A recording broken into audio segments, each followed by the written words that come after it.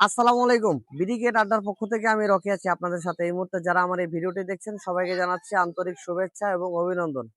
টি-20 world cup ২০২৬ আজকে final match অনুষ্ঠিত হতে যাচ্ছে। বাংলাদেশ সময় সন্ধ্যা 7:30টায়।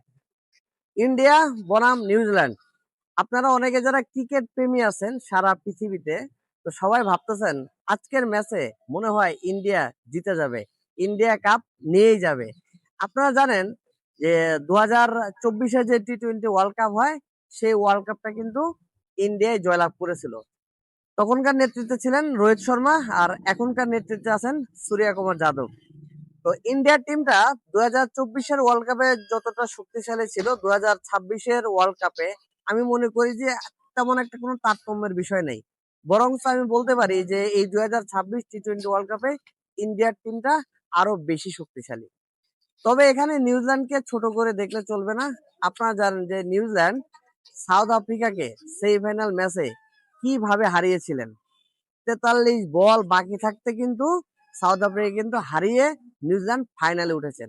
অতএব নিউজিল্যান্ডও শক্তিশালী একটা দল, ইন্ডিয়াও একটা শক্তিশালী দল। তো আজকের ম্যাচে কারা জয়লাভ করবে, এই প্রশ্নের উত্তর আগাম দেওয়া ঠিক না।